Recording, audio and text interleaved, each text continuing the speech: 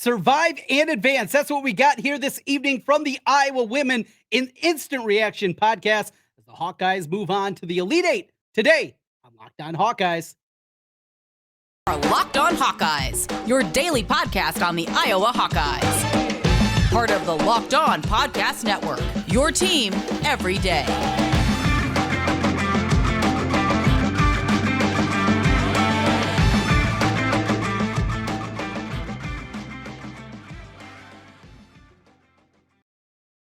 Welcome in once again. I'm Trent Condon, and this is the Locked On Hawkeyes podcast. As always, thanks for making Locked On Hawkeyes your first listen every day as we react to what we saw. Iowa, an 87-77 win against Colorado. They will play for a shot to get to the Final Four. They'll get their opportunity on Sunday as they await the winner of Ole Miss and Louisiana. Well, at times it wasn't the prettiest game. At times it was very much a frustrating game, but ultimately Iowa did just enough to keep the Buffaloes at bay, and they move on to the Elite Eight with the win. 87-77 is the final in this one. Taking a look at the numbers and what we saw, of course, we have to start once again with Caitlin Clark. And that's not to say that this was a one-player effort. That was certainly not the case here this evening for this Hawkeye women team. They went out there, they played well. There was help all over the place. Kate Martin will get into her play, what the captain was able to do for them. Of course, inside, Monica Zanano, what she does, and just her ability to close, to finish right around the paint, playing two post players out there at 6'3". Zanano was really good in that game. She was excellent. We saw a little bit of everything in this one. Well, let's start at the top with Caitlin Clark. In a night where she battled foul trouble, got the two fouls during the first quarter of play, got that one late in the first quarter, and then it became decision time. Now, the great news for women's basketball fans is that Lisa Bluter is a coach that understands circumstance and understands that, yes, there are times that you need to play your best players, even if they have two fouls, because games can get away. Games can get away from you in the first half, and there's never an opportunity, or not the same kind of opportunities, to win the game. Yes, you never win a game in a first half. You can lose them. Lisa Bluter knows that, and certainly showed up in a big-time way. Iowa kept them at bay, but raced out to that early lead. What was it? 14-5, I think it was. And as they got out to that early lead, it really had the feeling that Iowa was going to cruise. I mean, throughout the course of this game, Iowa was the better team. Now, speaking of foul trouble, I think you look at the other side of this one, and I have to say, if we did see the full complement of Colorado's point guard, who had a ton of fouls herself, and Sherrod, who ended up fouling the game, Jalen Sherrod, she was really good, and she was really giving Iowa a lot of trouble out there. She finished with 11 points and 9 assists in just 21 minutes. Now, even if Sherrod's out there the whole time, I think Iowa ultimately still wins this game. But I'll tell you, it would have been a whole lot more difficult with her out there. So, yes, Iowa had their foul trouble. Zanano, she worked really hard through 4 fouls at the end. Caitlin Clark had the foul trouble. It was one of those games. The officiating, we've talked about this before. It's bad in general. In basketball, it's a difficult sport to officiate. Not to take anything away, it's difficult. It doesn't matter what level you're doing. It doesn't matter if you're out there, in fourth grade basketball when kids are starting out, if you're doing it at the collegiate or even the professional level. I mean, there's so many calls that are 50-50 calls that is just open to interpretation. Fouls seemingly every time down the floor, and what you're going to call and what you're not, and what you're going to let go, that it is difficult. But this officiating crew was another one that didn't exactly have the best night. Good news is Iowa found a way to get it done. Caitlin Clark in control. Some of the passes that she made, in fact, some of her best passes ultimately turned into turnovers. I mean, there were a couple of beautiful bounce passes she had through the lane. One I remember that was fumbled off the hands of Warnock. Just probably didn't see it until it got up to her a little too quick. So many great plays, though, in the game. Her passing was outstanding. The one throw from the corner, going across the rim from the corner and dumping it inside. I think that one was also to Warnock, who finished for the bucket. So good. It felt like in a game where she has 31 and 8, battle foul trouble, didn't play the amount of minutes that we're certainly used to seeing for Caitlin Clark. It almost felt like she left a little bit out there on the floor. Now, she played 36 minutes ultimately in the ball game, but maybe even could have been a little bit more. And that just shows you exactly where we are with Caitlin Clark, where she has a performance like this and said, hey, maybe it could have been a tick better. It's unfair, but it's the reality of Caitlin Clark. She had 4 turnovers in the game, 31 and 8, along with 3 rebounds, a couple of steals in the game, had the beautiful run out and the finish. great performance out of her. And of course, the dagger late that put the game away as Iowa moves on to the Elite Eight. First time since the great run with Mega Gustafson and company. Fifth time in program history that they will be in the Elite Eight as they try to chase down their second Final Four, first since 1993, 30 years since the last time they were there.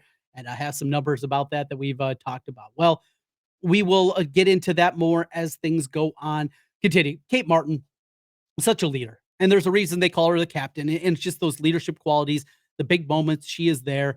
Offensively, it's hit or miss at times, inconsistent, I would say, as a scorer, but she just does so many other things that are so important. And then how about the game plan coming out in the second half after Colorado? The way they stayed in the game in the first half was from Denmark, Frida Foreman.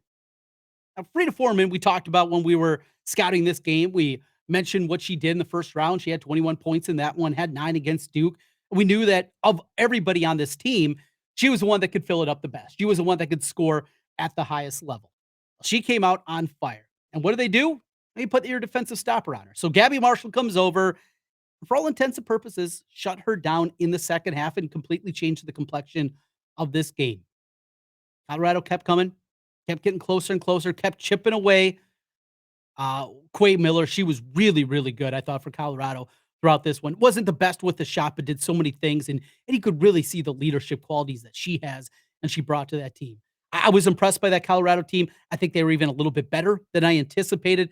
If you've been listening this week, I really felt confident that Iowa was going to be able to pick up the victory, and they ultimately did. But a little bit tougher even than I thought in this one. So we take all this, and now we get ready for the Elite Eight. So as we're recording here on Friday evening, still do not know the result of the other regional game happening, the other Sweet 16 game in the Seattle 4 region.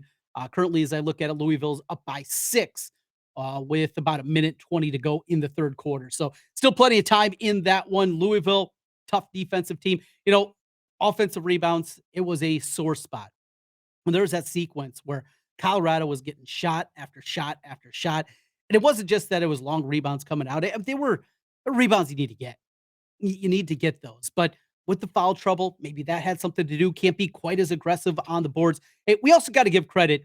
Mentioned Gabby Marshall and what she did defensively, going down with that injury, a tailbone injury, it sounded like, as she hit the hard floor on the moving screen that was up front there from one of the post players. I think it might have been Vonleh for Colorado. But regardless of that, Marshall doing it with defense. What you got offensively out of Martin, out of Clark, out of Warnock, and then Zanano inside, and she was just so good. That seal that she has when she gets that shoulder dipped and she gets that seal, so good with it. We talked about the last game and the no dribbles game. Though there are a few dribbles in this one, had that beautiful little left-handed baby hook that she went up with. So good. Iowa gets out to the early lead and held on. Oh, Colorado made plenty of runs at them in this one. Off the bench, Molly Davis came in. She had a bucket. A little bit surprising. Hannah Stolke. And afterwards, questions were asked about the health status, of Hannah Stolke, just because we, of course, saw her play such an important role. 6th player of the year in the Big Ten this year. Such an important role. You're left kind of questioning exactly what happened here. Why didn't we see more of her? Well, she dealt with the ankle injury, had to sit out early on in the NCAA tournament. Coach Bluter said she's healthy. It was more of a matchup thing with the size and kind of the more of the strong, girthy type of centers and post players that Colorado was playing with. Just didn't think it was a good matchup for her. That meant we saw a little bit more O'Grady. She did some good things in there. Addison came in and certainly helped out this team. Good to see. She's got the size, 6'4", good solid frame to her.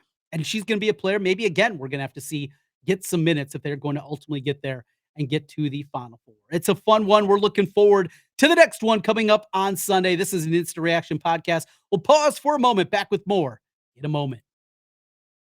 Today's episode of the Locked On Hawkeyes podcast is brought to you by FanDuel, America's #1 sportsbook. Well, the tournament continues to roll through. We get ready for these Elite Eight matchups, and there's no place better for you to go to bet on all the action than FanDuel. Right now, FanDuel is giving new customers a no-sweat first bet up to $1,000. That's up to $1,000 back in bonus bets if your first bet doesn't win.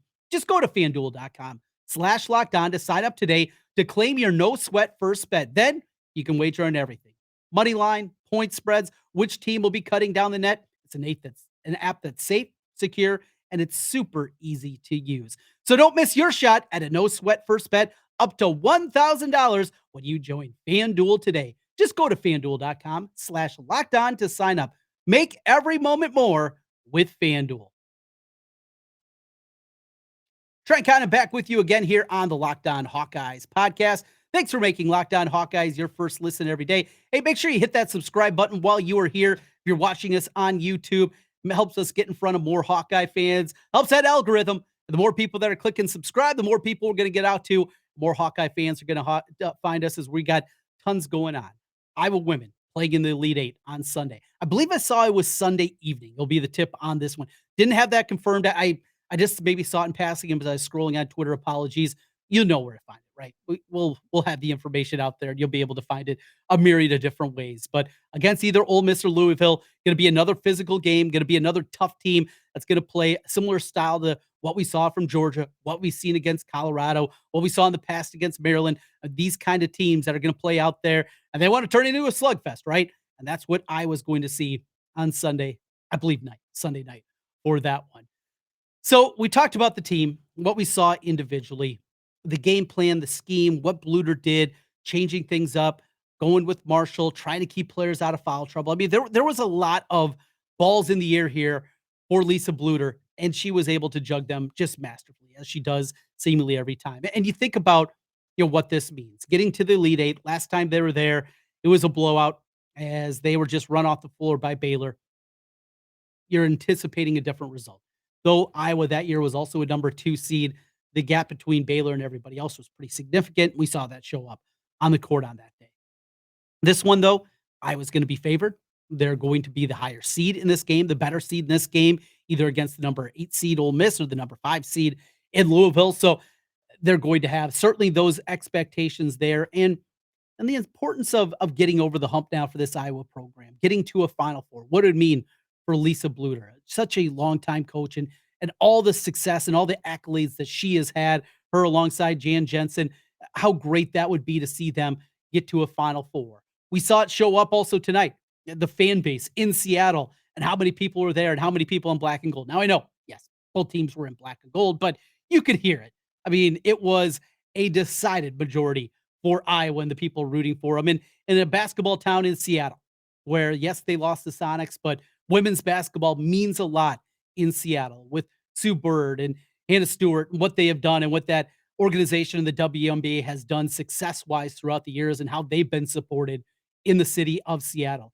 Really, really cool to see the amount of people in the building, the lower bowl filled up, that open up the upper deck. It was really cool to see that show up and the people show up to watch Iowa women's basketball. If they do punch their ticket and if they do make their way to a Final Four. Just think of that caravan heading down I-35 and making their way down to Dallas. Yeah, it'll likely be South Carolina waiting there for them in the opening game. But you know what? Getting there for the first time in 30 years, just how incredible that would be for women's basketball in general. Hey, we got a ton going on here on Locked On Hawkeyes. Brody Breck made a decision I've been hitting at for months here on Locked On Hawkeyes. He is going to give up football. He is going to dedicate his time now completely to baseball. It was the right move. We will talk about that. Certainly more. The transfer portal is open in college basketball. A lot of moving parts on the men's side. We're going to be breaking things down over there. Iowa baseball off to their best start since 1939 as they get another win here on Friday against Western Michigan. A couple more games in front of them there. The softball team's off to a nice start. I mean, a lot going on. Huge series with them taking on Penn State. So much happening. We got you covered. Your team every day. This is the Locked On Hawkeyes podcast. Instant reaction today. We'll be back with you on Sunday after it goes final. Iowa taking on the winner of Ole Miss and Louisville. We'll break things down. We'll get you covered and let you run into hopefully what should be a celebratory week of Iowa women's hoops. Celebrate tonight. Iowa gets it done 87-77 over Colorado. We'll talk to you again soon here on Locked On Hawkeyes.